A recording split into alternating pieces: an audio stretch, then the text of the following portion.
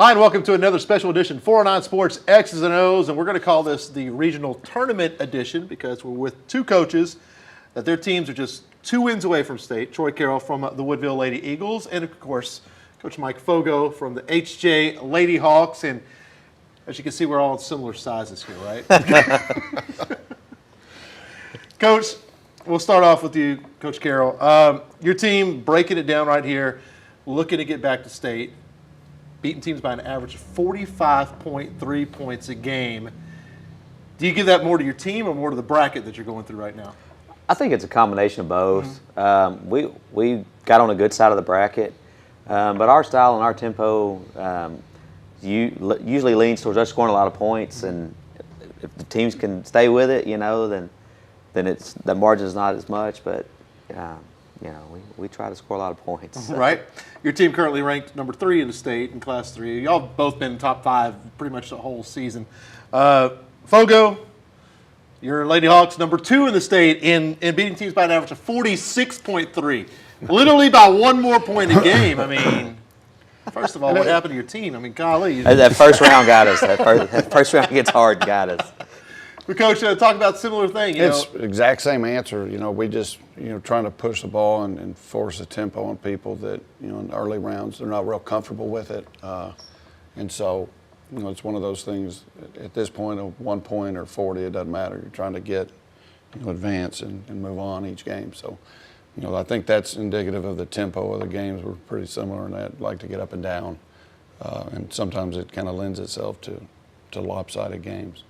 Now, both teams, we were last year with y'all in San Antonio. I keep wanting to say Austin, so many years being in Austin. Yeah.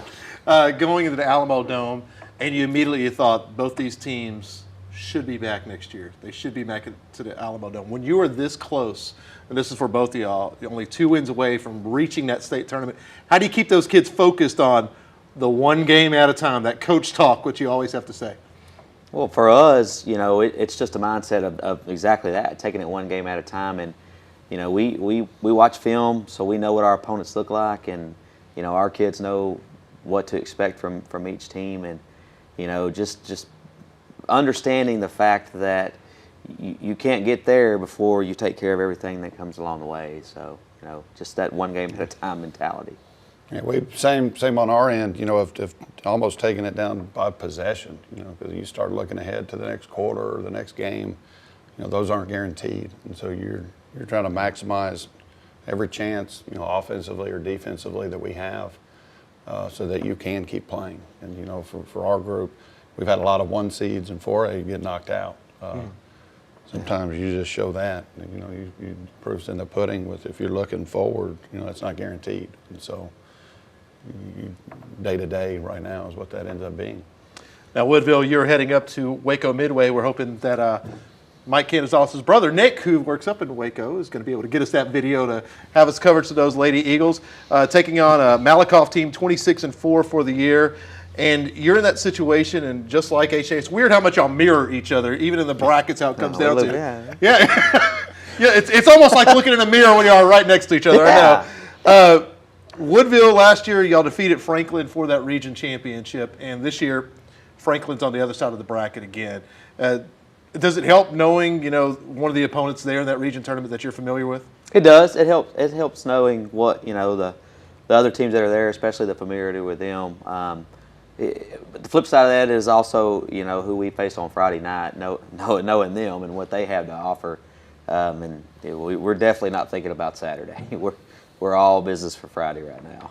Now, Malakoff, it's a team kind of, when you looked at the bracket, I kind of expected them to be there. Rusk was a team I was not expecting to make it as far as they did, and that's your matchup. You kind of got the Cinderella there in the semifinal, 17-12 for the year.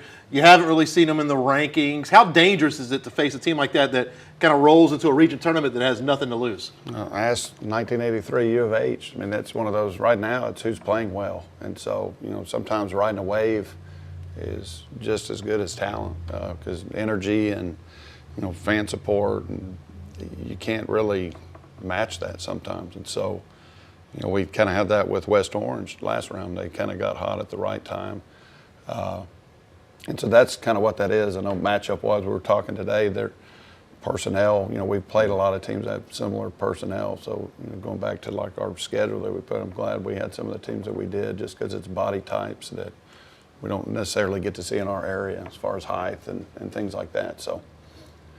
And also on that bracket on the other side, once again, we're looking at one game at a time. But you got Fairfield, a team that you were able to beat last year in that region championship. I was out there in Huntsville for that one.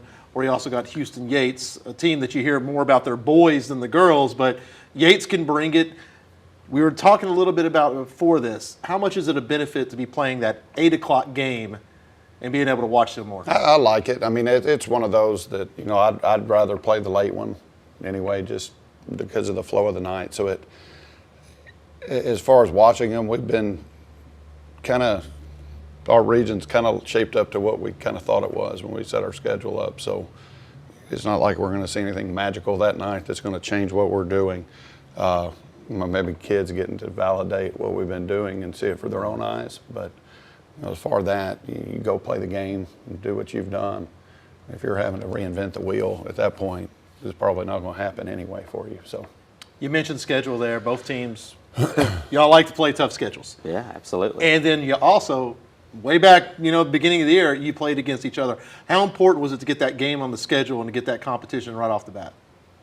Well, for us, playing up and playing that level, our kids, one, going into the environment, in Hardin-Jefferson, if the girls' game is after the boys' game, right, which it was that night, that's pretty significant, and just our kids being able to go into that type of environment and play in front of that type of crowd with what's on the stake, what's on the line, just playing up. That we have 4 losses, and all 4 of our losses, if I'm not, everybody's in the regional tournament, all 4 that we lost to, or 3 of the 4.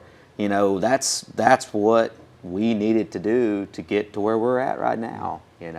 So that's big for us. I was glad he was able to, we were able to play each other. Yeah, it was a fun game. And that, games like that where, you can look at last year, you got new kids each year. And so, younger ones haven't really experienced something like that. And that was like a playoff atmosphere, 3rd game of the season. And so if you can get something like that early, for your younger kids, that's what pre-district games kind of are for, in my eyes. Have put them in those spots early. So it's this time of year, that's the normal.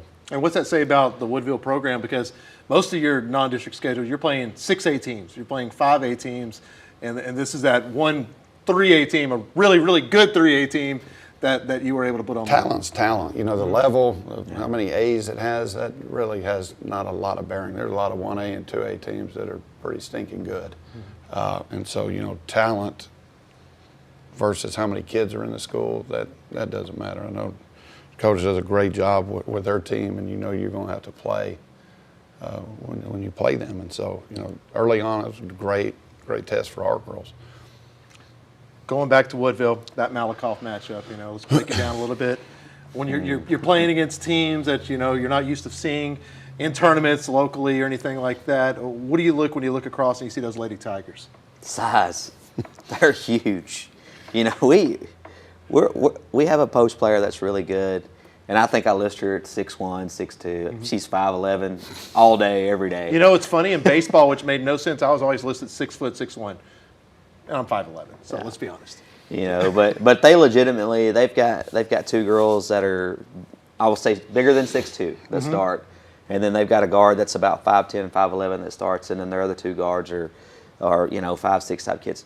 That for 3A, that's huge. I mean, that's a big team. And going back to what we've done to get to this point, the tempo, the scores, the way we like to play, we've got to have something to offset that. That size advantage that they're going to have. And so our speed and ability to get up and down is what I'm hoping, will take care of that. And but they're going to be really good. They're super athletic, and it'll be one of the biggest tests we've had all year. Same question for you, Fogo. You got Rusk there. We mentioned a little bit of the Cinderella there. I know you've broken them down by now. What do you see when you look at the Lady Eagles? They've got a guard, real aggressive. We've played, I think we had about 4 schools on our schedule that were heavy point guard, scoring oriented. I've got some post players that have got some size and height. and played some schools with some really good post players too. You know, this guy has one of them. And so, you know, we've been able to do some stuff, and in district did some things kind of to prepare for these, not necessarily the game we were playing at the time. So, you know, I like what we're trying to do and where our kids are at right now for whatever matchup it ended up being. All right, guys, we're going to take a quick timeout. When we come back, you know, both these teams have had similar seasons, but they might not approach it the same way. So we're going to get their philosophies and talk a little more about what they like to do even maybe around, you know, when they're off of basketball. So that's going to be coming up next on 409 Sports X's and O's.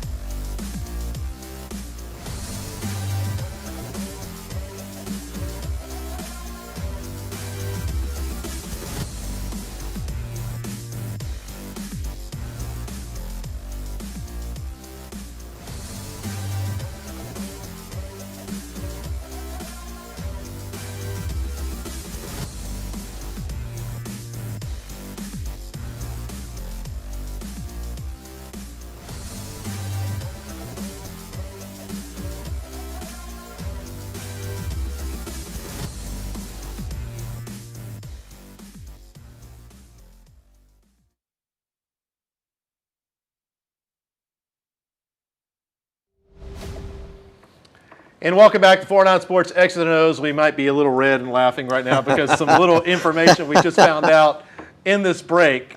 I was going to ask, you know, what you like to do when you're away from the basketball court, and you like to fish. I do. I love. But you're not just fishing for fun. Tell us a little more about that. I like to fish. I like to fish tournaments. I don't say we win very much, but I was just telling them, you know, we were just talking about this weekend is I fished the BFLs as a co-angler this year, and I love it. I've enjoyed it, and I'm in the top 35, and the top 45 make the championship. And the next tournament is this Saturday, and so I'm out. I mean, but that's okay. That's all right. It's all going to be well worth it. Are you going to mention that to the girls? No, absolutely. The girls already know. They Right? know. They know. I feel like you better come out here and win this thing because, you know, I'm sacrificing. Also, maybe tournament gets canceled, weather, hopefully. Rain. Where was the tournament at? It's on Toledo this Okay, weekend. well, maybe not, but still, we can hope something weird happens. Yeah. He likes to fish. What do you like to do? I know I always get pictures of you I cooking hang steaks and with stuff my like kids. that. I mean, Yeah. you know, at this time you try to find time with family, 10 minutes here and 10 there is what it kind of seems like. But between my 4 kids and wife, we've been pretty busy. Mm-hmm. And so, you know, 5 different schedules, and it's still what time you can get when you can get it. Right? Yeah, Coach Snead came on a couple of weeks ago because you were tied up with little dribblers. I mean, Yeah. you're still finding ways to coach. And I'm telling you, he's just mean because he will text me pictures of steaks that he has cooked. I like to cook. And does me no good. If you would have heard the joke when we were walking in, what was that joke about? I asked if they had a stool for Coach, and then he asked if they had a wide angle. Wide angle lens. So needless to say, these guys get along, and that's one of the best things about this fraternity here. And I've talked about it with the football guys, but it's not just football. I mean, it's all the sports. How special is it to build that bond, you know, from coaches from all around the area? It's huge, you know. Networking is big in any business, but in coaching, especially, being able to pick other people's brain or talk about different situations that come up and the X's and O's and how do you handle this, how do you handle that, or getting film. It's crazy how, you know, some people are willing to share and help you out, and some people are not, and you know, it's just it's a fraternity. I mean, it really is.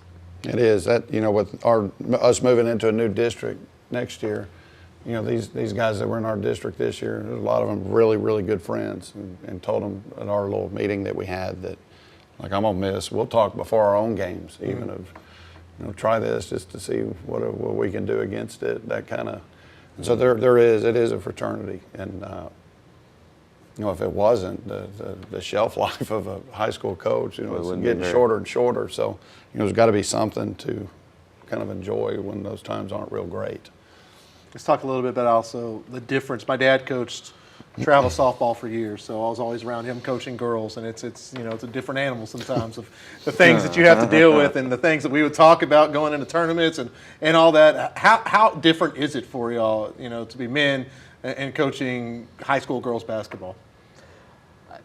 Girls are. I have 3 daughters. Mm-hmm. So, and I've coached high school. I've coached high school for 18. This is my 18th year, and I've coached girls for 17, 16. They're way different. I mean, the emotional side is so much more. I coached boys my first couple of years, and boys could literally get into a fist fight before practice, walk out on the court, and you would never know it. Girls, you're going to know it 2 months later what happened. Right. But girls to me listen better. Yeah, I think that they seem to listen better, and they're more into the X's and O's and execution and stuff. But there's so many emotions that go with coaching girls. So. Would you agree with that? Absolutely, and they change at the drop of a hat. That's it. And can change right back. And so it's one of those, sometimes with guys you can kind of write something off. Well, a girl can come right back up the same way. As quick as something went south, it can go north really quick. And so, it's the up and downs of it. To me, that's kind of fun. Yeah. But they also, there's a different bond that they have with each other too. That on the football side, it's just different. That's probably the best way to say it. Now, finally, before we let y'all go, so close last year, both teams, and it almost felt like y'all were there a year early, and you were still knocking on the door winning those state titles. What would it mean for y'all personally, and do you think the community to win a state championship this year if you achieve that goal? I'll let you take that one first. Personally, it's one of those like that. That's kind of your job, and so from a personal part, it's that kind of stuff. It doesn't. I mean, now I'll fist pump with the best of them. If we were to be able to get it done, but for our kids and our parents, and from being 5 years old, you think about the amount of time that they've sacrificed. Playing little dribblers or junior high in this tournament and that. As a reward for the time and effort spent, there's nothing better. At the end of the day, it's about the kids that are playing, the fans that would make the trip. That's a big sacrifice to go, take a family of 6 out of town for 2 days in an expensive city. I mean, that's a rent check and some. And so, for those guys, my heart would be huge. So that's kind of what we're doing it for. It's the players and the school and the community.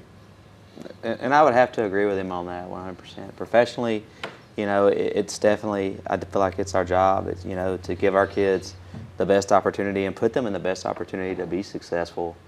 And on that level and that affirmation of all the hard work, the commitment that these kids have made over the years, with playing travel, playing select, and going on the weekends, getting private coach, just. And the commitment from the community, like he talks about, that's a big deal, and giving back to the community that's given us so much and given us the opportunity to coach their kids, and for me, I'm blessed to work in what I feel like is one of the best districts in Southeast Texas, and they've always given me every single thing that support-wise that I've ever needed, and to be able to, and whether we win it or we don't, or we get there or we don't. The things that we've done and giving that back and being able to give something back to them for what they've done for us, is a big deal. All right, guys, I appreciate it. We will certainly be keeping track of you and hopefully have all the highlights as well, getting those all lined up as we speak. Good luck to everybody. And we are definitely hoping to go eat some cinnamon rolls and some good Mexican food in San Antonio next week. So regardless, that's going to happen. That's good. That's going to happen. Regardless. So, guys, best of luck to you. Thank you so much for coming Appreciate on. having us. That's a look at your 409 Sports X's and O's.